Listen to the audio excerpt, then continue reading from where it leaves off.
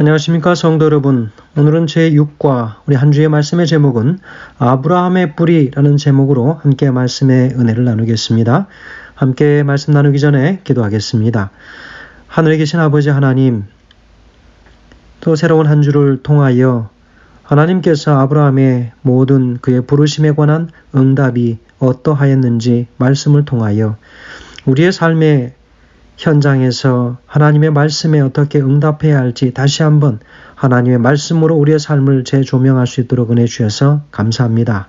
아버지 하나님, 아브라함의 뿌리라는 제목을 가지고 공부할 때에 제 자신이 먼저 말씀을 통하여 다시 한번 하나님 앞에 온전한 순종을 드릴 수 있도록 우리 신앙의 근간을 다시 한번 확인하는 시간 되게 하여 주시기를 예수님의 귀하신 이름으로 간절히 기도합니다. 아멘. 저는 필라 중앙교회를 섬기고 있는 김경선 목사입니다.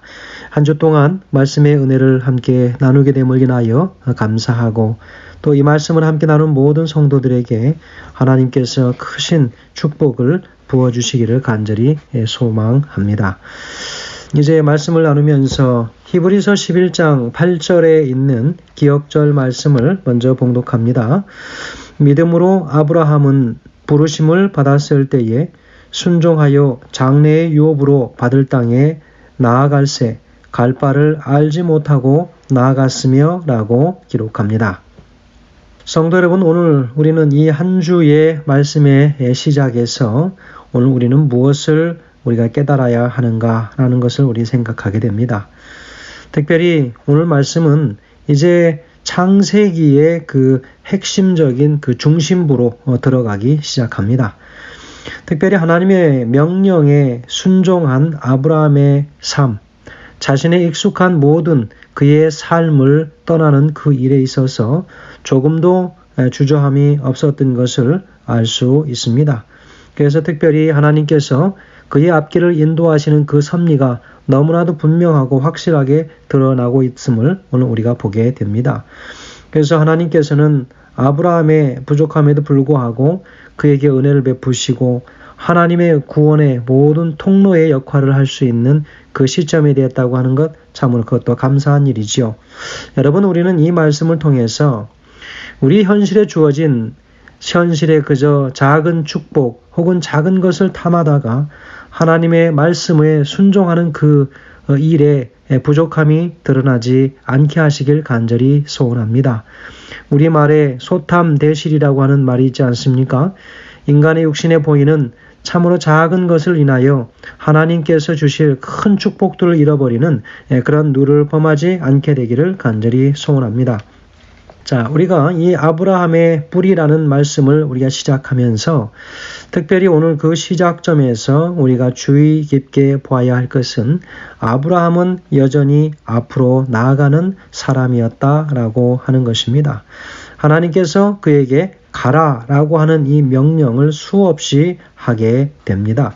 그럴 때마다 아브라함은 그 이유를 묻지 아니하고 그저 앞으로 나아갔던 미래지향적인 사람이요 순종의 사람이었던 것을 볼 수 있습니다. 여러분, 하나님의 명령에 아무런 질문을 하지 아니하고 그저 간다라고 하는 것, 그것은 전적이고 절대적인 순종을 말합니다. 하나님께서 부르셨을 때 그는 지체치 않고 출발하고 그 어디 세상 어디에도 정착할 곳이 없었던 나그네였음을 그는 다시 한번 확인하게 되지요. 아브라함의 인생 여정은 참으로 드라마틱한 그런 인생인 것을 우리가 볼 수 있습니다. 그래서 오늘 우리는 이 아브라함의 삶의 여정을 몇 가지로 좀 나누어서 우리가 바라보면서 그 시작점에 아브라함의 출발은 어떠하였는지를 다시 한번 확인해 보고자 합니다. 자, 우리 일요일 소재는 아브라함의 출발이라고 하는 말씀입니다. 특별히 창세기 12장 1절에서 9절까지의 말씀에 근거하여서 하나님께서 아브라함을 그의 고향으로부터 갈대아 우르로부터 불렀을 때에 그 명령에 어떻게 응답하고 순종하였는지를 오늘 우리는 말씀을 보게 됩니다. 여러분, 하나님께서 아브라함을 왜 부르셨는가? 부르심에는 분명한 목적이 있지요. 하나님께서 아브라함을 부르신 것은 그를 통해서 범죄의 모든 그의 삶에서 회복시키기를 원하셨습니다. 우리는 결코 아브라함이 부르심을 받은 것을 개인적인 일로 삼지 말아야 합니다. 아브라함이 택함을 받은 것은 범죄의 삶에서 그를 회복시키기 위한 것이지요. 하나님 앞에서 우리는 아브라함의 부르심 받음 안에서 우리가 대체로 몇 가지 그런 항목들에 포함되어 있음을 우리가 확인하고 또 그의 부르심 안에서 그가 할 수 있는 것이 무엇인지를 자세히 오늘 우리가 보아야 하는 것입니다. 아브라함의 부르심 안에서 우리는 하나님의 목적과 계획을 볼 수 있어야 합니다. 하나님께서 분명히 뜻하시고 부르신 것이 무엇인지 그리고 어떻게 해야 이 죄 문제와 사단의 문제를 우리가 해결할 수 있게 되는가? 우리가 이것을 볼 수 있도록 하나님께서 우리의 눈을 열어주시기를 간절히 소원합니다. 창세기 12장 1절에는 하나님께서 아브라함에게 이르시되 너는 너의 친척 본토 아비집을 떠나 내가 내게 지시할 땅으로 가라 라고 말씀하십니다. 하나님께서 아브라함을 부르신 것은 그가 본토 친척 아비집을 떠나서 내가 지시할 땅으로 가도록 하기 위한 것입니다. 자, 여기에서도 가라라고 이야기하지요. 그래서 아비집을 떠나라 그랬습니다. 떠나야 할 곳이 어디라고요? 너의 본토 친척 아비집을 떠나라고 했습니다. 그런데 아브라함이 떠나긴 떠났는데 반쪽짜리 떠남이었던 것을 우리가 알 수 있지요. 그의 본토를 떠났지요. 그의 고향을 떠났습니다. 맞습니다. 그리고 그의 친척들을 떠났습니까? 떠나지 못했지요. 아비 집을 떠났습니까? 아버지의 집은 떠났지만 아버지는 떠나지 못했습니다. 그래서 갈대아 우르에서 출발해서 하란에 이르기까지 바로 그의 조카 롯과 아버지를 하란까지 함께 동행하는 그 일이 있었지요. 그래서 하란에서 그의 아버지가 죽기까지 하나님께서는 아브라함을 부르지 않으시고 아버지의 무덤 앞에서 아브라함을 다시 불러낼 때 아브라함은 지체 없이 그 땅을 떠나는 것을 보게 됩니다.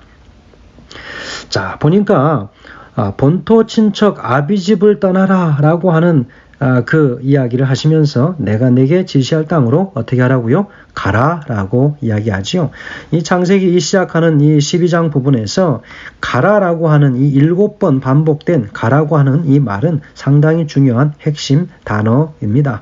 여러분, 아브라함은 먼저 자신의 고향 바로 이 갈대아우르 어디입니까? 바벨론입니다. 이 바벨론을 떠나라고 한 것이지요. 그래서 바벨론에서 나오라라고 계시록 18장 4절에서 이야기하지요. 이 부르심은 성경에 기록된 선지자를 통해서 오래전부터 끊임없이 반복되어 왔던 말씀인 것을 우리는 기억하고 있습니다. 하나님께서 이 시대의 마지막에도 이 바벨론에서 당신의 백성들이 나와야 할 것을 우리에게 종용하십니다. 남은 백성들은 끊임없이 세상으로부터 나와야 하는 것이지요. 세상의 모든 그들의 삶을 휘어감고 있는 삶의 모든 유전과 또 세상 속에서 받았던 교육의 모든 그들의 삶의 형태 그리고 그러한 모든 교육들로부터 또 세상의 삶의 영향으로부터 이제 벗어나야 할 것을 이야기하고 그로 인하여 얻어진 삶의 모든 습관들이 변화가 와야 할 것임을 분명하게 우리에게 가르쳐 주고 있습니다. 하나님께서는 아브라함의 이 갈대아우르 다시 말하면 바벨론에서 어떻게 하라고 그랬습니까? 가라, 떠나가라고 하는 것입니다. 그래서 가라라고 하는 이 히브리의 이 표현에 보면 내 자신이 가라 혹은 내 자신을 위해서 가라라고 이야기하고 있다는 것이지요. 자, 여러분, 여기에서 떠나라. 첫 번째 하나님께서 아브라함에게 떠나라고 하는 것, 그 첫 번째는 기업을 떠나라고 하는 문제에 있습니다. 기업을 떠나라고 하는 거예요. 세상 가운데 주어진 모든 자신의 분복들, 그것들을 떠나라고 하는 것입니다. 2절에는요, 내가 너로 큰 민족을 이루게 하고 내게 복을 주어 내 이름을 창대케 하리니 그랬습니다. 여러분, 큰 민족을 이루는 것은 백성에 관한 문제이죠. 그러니까 하나님께서 기업에 관한 문제와 백성에 관한 문제를 해결하도록 요청하시는 것이지요. 너를 축복하는 자에게 내가 복을 내리고 너를 저주하는 자에게 내가 저주하리니 땅의 모든 족속이 너로 인하여 복을 얻을 것이다 그랬습니다. 바로 그것이 3절의 말씀이지요. 땅의 모든 족속이 너를 인하여 복을 얻을 것이다. 바로 이것은 하나님께서 아브라함을 택한 최종 목표를 분명하게 설명하고 있는 것이죠. 그래서 하나님께서 아브라함을 택하신 목적은 세 가지입니다. 무엇일까요? 첫 번째, 여러분 기억하시기 바랍니다. 첫 번째는 그는 하나님께서 그에게 지시할 땅으로 가야 했습니다. 그리고 두 번째는 무엇이냐면 아브라함은 큰 민족을 이루고 하나님의 백성이 될 것이라고 하는 것이지요. 세 번째는요, 모든 민족이 그를 인하여 복을 얻게 될 것이다 하는 것입니다. 자, 그러면 첫 번째로 내가 내게 지시할 땅으로 가라라고 하는 하나님께서 아브라함을 택한 목적, 바로 가라고 하는 것입니다. 어디로요? 선택한 땅으로. 하나님께서 아브라함을 부르신 것은 그가 본토 친척 아비짐을 떠나서 하나님께서 그에게 지시할 땅으로 가라고 하는 것입니다. 본래 아브라함이 거한 땅은 갈대아 우르였죠. 그 땅은 우상 숭배를 하던 땅입니다. 그의 부친 데라, 그리고 그곳에서 우상을 숭배했고 우상을 파는 장사꾼이었습니다. 우상단지를 집에 다 모셔놓고 파는 사람이었습니다. 하나님께서 아브라함을 부르신 것은 무엇입니까? 우리가 적극적인 면과 소극적인 면 두 가지를 우리가 놓고 본다면 첫 번째 이 소극적인 면은 무엇이냐면 그의 본토 친척 아비집을 떠나서 우상 숭배에 의해서 벗어나라고 하는 것입니다. 거기에서 떠나라. 여러분, 우리가 보다 더 영적이고 적극적인 면을 본다면 무엇을 우리가 생각할 수 있겠습니까? 하나님께서 지시할 땅인 가나안으로 들어가서 만유의 주제이신 지극히 높으신 하나님을 바르게 섬기기 위한 것이었습니다. 하나님께서 아브라함을 부르신 것은 그가 가나안 땅에 들어가서 거기에 거하면서 하나님을 나타내는 것입니다. 하늘들의 권위를 행사하기 위한 것이죠. 하나님은 그 땅을 아브라함의 자손에게도 주셨습니다. 하나님은 아브라함과 그의 자손들을 통해서 그 땅이 하나님께 돌아오고 그 땅에서 하나님의 권위가 통행되고 그리고 하나님의 영광을 나타내기 위함이었습니다. 이것이 하나님께서 아브라함을 부르신 그 목적의 첫 번째 항목에 해당하는 것이겠죠. 마태복음 6장에 보면 우리 주 하나님은 이렇게 제자들에게 기도하며 가르치신 것을 볼 수 있습니다. 하늘에 계신 우리 아버지여, 이름이 거룩히 여김을 받으시오며 나라의 임하옵시며 뜻이 하늘에서 이룬 것 같이 땅에서도 이루어지리다 그랬습니다. 여러분, 하나님의 뜻은 그분의 백성이 그분의 권위와 뜻을 이 땅에서 펼치고 이 땅에 온전히 안착 그리고 평안하게 모든 사람들이 그 말씀에 순종하도록 가르치기 위함입니다. 오늘날의 교회는 마땅히 하나님의 영광을 표현하는 곳이 되어야 하겠죠. 하나님의 권위와 뜻이 통용되는 그런 곳. 만일 우리 하나님의 뜻을 순종하고 하나님의 권위로 그들 위에 통용되게 하는 이 한 무리의 백성이 있다면 그들이 있는 곳은 하나님의 권위와 뜻이 가능한 것일 것입니다. 하나님께서 이 땅 위에서 당신의 백성이 될 자들을 얻고자 하시는 것은 그분의 권위와 뜻이 하늘에서처럼 이 땅에서도 그들에게 이루어지기를 원하시는 것이지요. 이것이 하나님께서 아브라함을 부르신 목적이고 또 우리를 그분의 백성으로 부르신 뜻일 것입니다.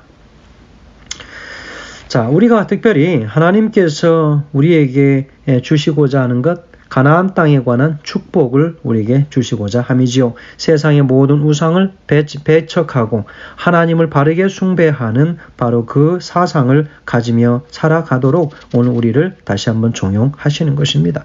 그래서 바로 하나님께서 당신의 그 씨를 통하여 이 아브라함의 씨를 통해서 이 땅에 바로 예수 그리스도, 그들이 그토록 바라던 메시아가 이 땅에 그 통로를 통하여 오시도록 의도하시는 것이었죠.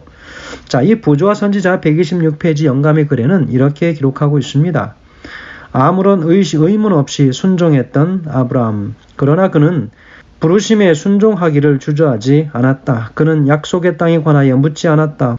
곧 토지가 비옥하고 기후가 건강에 적합한지, 그리고 그 지방은 유쾌한 환경을 제공하며 재물을 쌓을 기회를 줄 것인지 묻지 않았다. 하나님께서 말씀하셨으므로 그분의 종은 순종해야 하였다. 그에게 있어서 이 세상에서 가장 행복한 곳은 하나님께서 그로 있기를 원하시는 곳이었다라고 기록하고 있습니다. 아브라함은 모든 민족을 위해서 축복의 통로가 되기 위해서 그동안 그가 삶에 익숙했던, 그리고 모든 것이 편안하고 안락했던 것을 다 버리고 하나님께서 보여주실 땅으로 가라라고 하는 것이었습니다. 성도 여러분, 우리가 살아가는 이 모든 안전지대처럼 느껴지는 이 삶의 테두리, 이 영역에서 하나님께서 때로는 우리에게 가라고 과감하게 말씀하십니다. 여러분, 우리는 어떻게 할까요? 우리의 모든 인간적인 관계, 학연, 지연, 내 삶의 모든 것들이 안정되게 마련되어진 내 모든 삶에 주어진 축복들. 성도 여러분, 때로는 내 눈에 보여지는 가시적인 이런 축복들은 하나님의 명령이 우리에게 왔을 때 그것은 아무렇지도 않은 것으로 우리는 여길 수 있어야 합니다. 세상의 것을 버리고 주님 오실 때 우리가 하늘에 가기 위하여 우리가 어떻게 해야 하겠습니까? 하나님께서 부르시면 언제든지 그것들을 미련 없이 버릴 수 있는 그런 준비가 되어야 하겠습니다. 그것이 바로 하늘을 위하여 준비된 하나님의 백성들의 자세라고 보여지는 것이지요.